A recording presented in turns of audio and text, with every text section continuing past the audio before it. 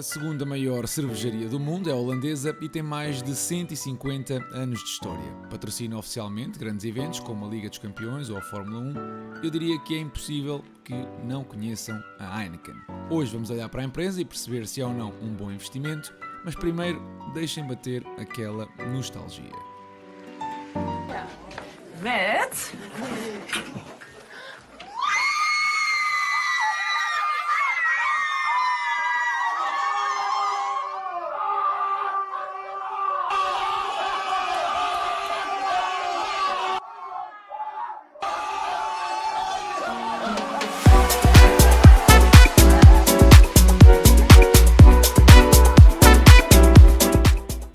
Olá e sejam bem-vindos a mais um episódio do canal Dividendos. Este é um daqueles episódios que podes assistir com uma fresquinha na mão. Mete lá o vídeo em pausa porque isto hoje vai ser entretido. E começamos logo com um dado estatístico interessante. Sabias que somos o quarto país do mundo onde se consome mais cerveja per capita? Será que isto faz de nós, orgulhosos portugueses, uma cambada de bêbados? Faz, mas só um bocadinho. Não, agora a sério. A Heineken é uma empresa que produz, distribui e vende cerveja usando várias marcas como a própria Heineken, Sol, Desperados, Amstel ou Tiger. E quanta cerveja é que a empresa vendeu em 2022? Aproximadamente 256 milhões de hectolitros. Ou se quiserem, 25,6 milhões de metros cúbicos, o que, apontando a piscinas olímpicas, dá qualquer coisa como 10.240 piscinas. Coisa pouca, portanto. Nessa quantidade, a marca Heineken representou aproximadamente 21%. No ano passado, a empresa apresentou uma receita de 34 mil milhões de euros, um crescimento de 30% comparado com 2021. Algo incrível, certo? Será que foi por isto que o Bill Gates comprou quase 4% da empresa? Vamos descobrir. A empresa é dona de uma série de cervejarias por todo o mundo e uma delas é a Central de Cervejas, cá em Portugal, dona de marcas como a Sagres, Boémia ou até mesmo da Água Luso. Geograficamente, Américas e Europa são os continentes que de longe exigem mais cerveja, sendo que 41% da receita da empresa depende mesmo do continente europeu. E aqui batemos de frente com a primeira exceção. O álcool, bem como o tabaco, em muitos países tem um imposto especial à cabeça, isto é, que as empresas que vendem este tipo de produtos têm de pagar uma percentagem de receita adicional ao que já pagam sobre os lucros. E adivinha lá onde é que este imposto é mais barato aqui na Europa. No nosso país.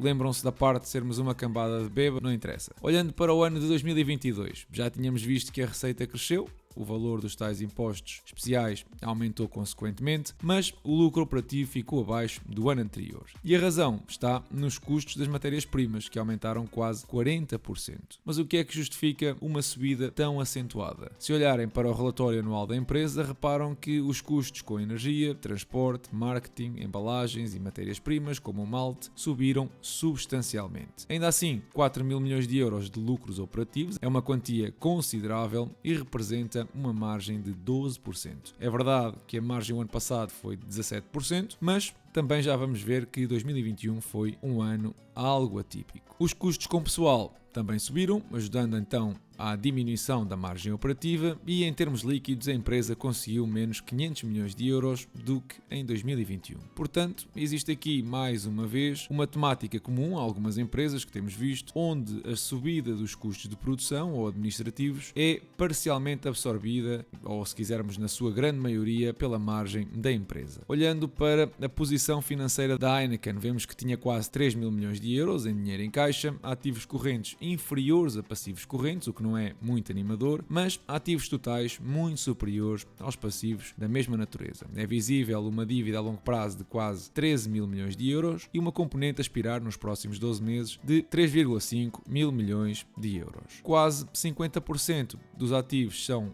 intangíveis e podemos aqui inserir o valor das inúmeras marcas que comercializa e existe ali também um aumento do inventário que não admira face à disrupção que vimos nas cadeias de fornecimento. Seria preocupável se víssemos uma subida de inventários apenas nos bens finalizados ou por vender, o que poderia ser logo um sinal de dificuldade em escoar os mesmos, mas o aumento é transversal a todas as categorias. Olhando para as alocações de capital, a empresa gerou fluxos de caixa operativos de mais de 5,6 mil milhões de euros, superiores ao ano anterior, mas infelizmente o CAPEX também sofreu um aumento considerável. Vemos uma preocupação da empresa em continuar a reduzir a alavancagem, pagando mais dívida do que vai emitindo, e ainda uma alocação ao pagamento de dividendos em mais de 1.000 milhões de euros. A alavancagem é essa que este ano vai levar mais de 1.000 milhões em pagamentos da dívida, mas que com os fluxos de caixa livres na casa dos 3 a 4 mil milhões de euros não me parece ser um valor preocupante. Bom, olhemos então para os últimos 10 anos da empresa e tentemos perceber o caminho que ela tem feito até aqui. A receita, o EBITDA e os lucros líquidos mostram todos uma trajetória ascendente, mas o mesmo não acontece com as margens. A margem bruta expandiu dos 36% para os 46%, mas a margem do EBITDA contraiu dos 21% para os 18%. Isto demonstra que um crescimento nos custos da operação tem comido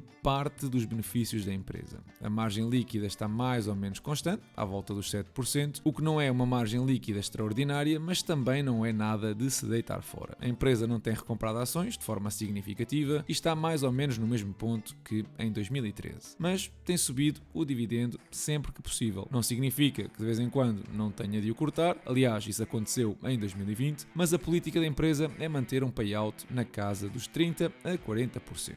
As métricas de performance não são nada por aí além, o ROIC não supera os 10%, o Return on Equity é inferior a 15%, mas são valores razoáveis. Já os fluxos de caixa livres cresceram a 4% ao ano na última década, notando-se uma aceleração nos últimos 3 anos, onde cresceram a 12%.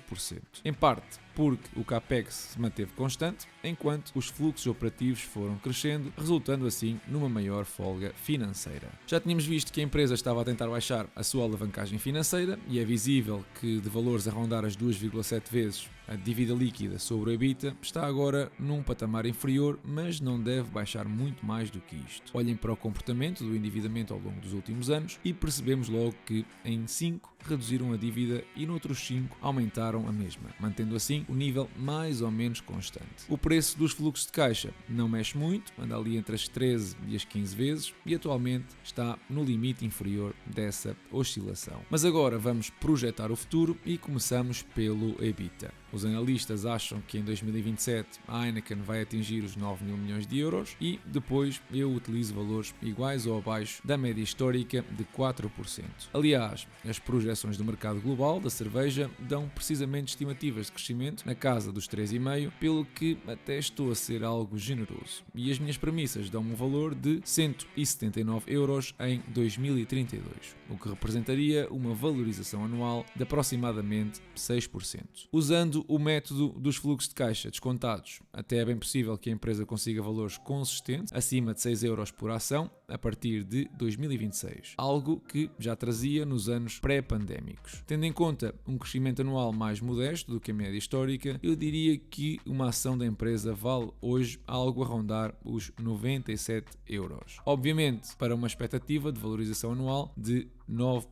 Mas esperem lá, quando procuram ações da Heineken, seja onde for, aparecem duas ações diferentes. E na mesma bolsa. Será que já estás a ver a dobrar? Calma, existe uma explicação muito fácil de entender. Este é um gráfico que ajuda a perceber esta situação. A análise que acabamos de fazer é da empresa Heineken N.V. com o ticker HEIA na bolsa de Amsterdão. No entanto, existe o grupo Heineken Holding que detém mais de 50% das ações da Heineken e usa o ticker HEIO e está cotado na mesma bolsa. A Heineken vale atualmente algo a rondar os 97 euros e o grupo está a valer 82 euros, mais coisa, menos coisa. Qual é que deves comprar? Bem, no meu ponto de vista, existem algumas diferenças que deves ter em conta. Primeiro, os ativos físicos são da empresa Heineken, pelo que o grupo não tem ativos nem passivos, é praticamente apenas capitais próprios. Segundo, As ações da Heineken são mais líquidas, existem mais em circulação e isso é facilmente visível através do volume diário. Na Heineken é de 700 mil ações, o grupo apenas atinge pouco mais de 160 mil. Terceiro, se olharmos para a performance de ambas desde o início do ano, as ações do grupo subiram 14%, enquanto as da Heineken apenas 11%.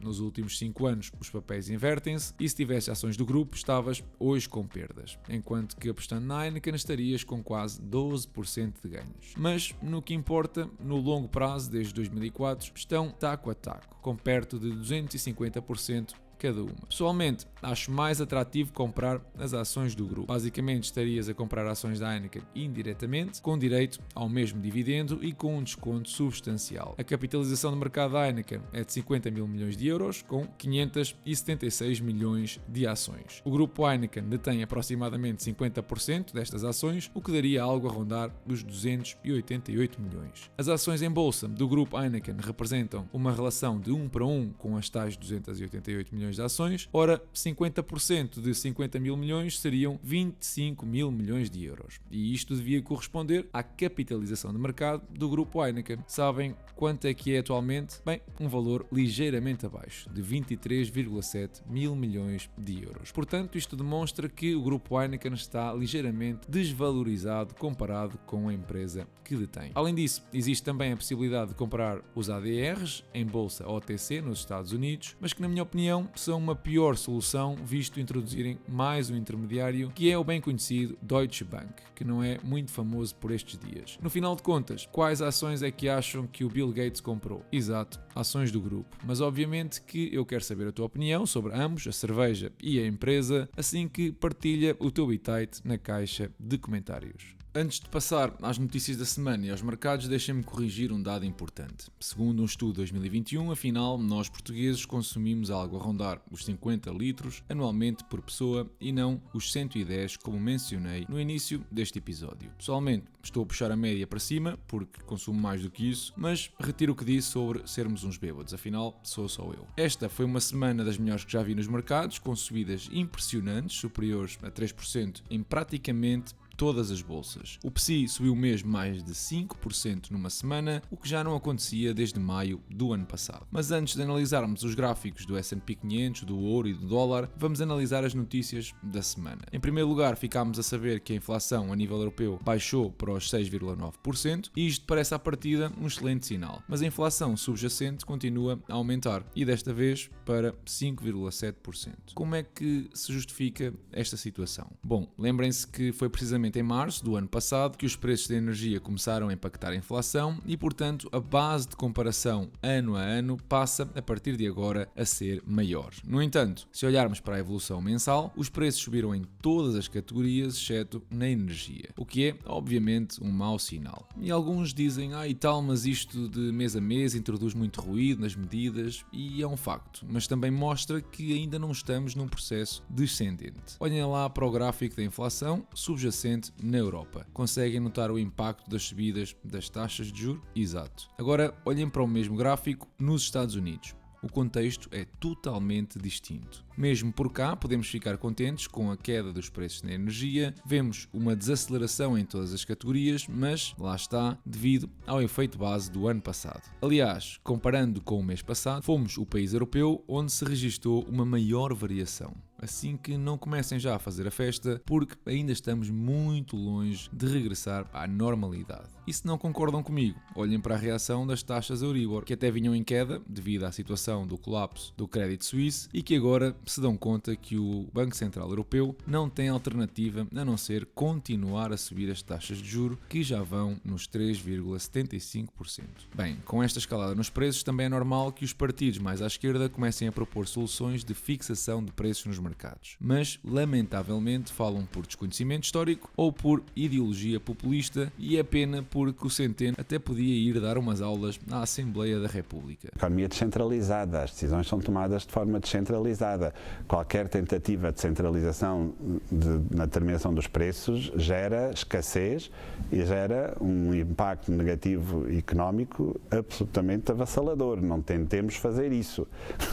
Outra notícia é a desaceleração no mercado imobiliário. Obviamente que taxas de juros mais altas funcionam como um repelente para os créditos à habitação e do consumo, e é notória uma queda nessas operações. Os preços começaram a arrefecer no último trimestre de 2022 e espera-se que continuem neste início de 2023. Mas vamos lá olhar para o S&P 500 e tentar perceber como é que vão ser os próximos tempos. A tendência positiva que o índice trazia desde outubro do ano passado mantém-se. Vemos que voltou a fechar acima daquela linha de suporte, a amarelo, e isso pode ser um bom sinal no curto prazo. Parece-me claro que vamos testar novamente a zona dos 4.162 pontos, o RSI ainda tem algum espaço para subir e o MACD está no momento positivo. A curto prazo, digamos que mais ou menos 2 semanas, o prognóstico é positivo. Mas isso não significa que vamos superar esta resistência ou até mesmo chegar à zona dos 4.300 pontos. O cenário macroeconómico ainda é pessimista, sobretudo para a segunda metade do ano, e quando mudamos para um gráfico semanal, vemos que esta tendência alcista tem pouca força e voltar aos 3.950 pontos parece um cenário provável até junho. Pessoalmente acredito num rug pull, ou traduzido numa puxada do tapete, a acontecer ainda este ano com uma correção de 15 a 20% face ao valor atual, mas como tudo posso estar equivocado e outubro ter mesmo sido o fundo do bear market. O próprio Michael Burry, muito conhecido por ter previsto a crise de 2008 com uns anos de antecedência, parece ter atirado a toalha ao chão, quanto a mim, de forma prematura. Em relação ao ouro, depois de um mês de março muito positivo, existiu ali uma rejeição na zona dos $2.000 e pode lateralizar nestas próximas semanas. Não é descabido uma queda até aos $1.868, apesar de existir ali uma zona de suporte mais perto dos 1.900, mas vai depender muito da decisão da Fed no próximo dia 12 de abril com respeito às taxas de juros. A menos que decidam pausar as subidas, o ouro deve manter-se nesta zona entre os 1.900 e os $2.000. O par dólar-euro está agora a valores de inícios de 2022, uma tendência negativa com força moderada que tocou ali na média móvel de 100 semanas e recuperou, mas não acredito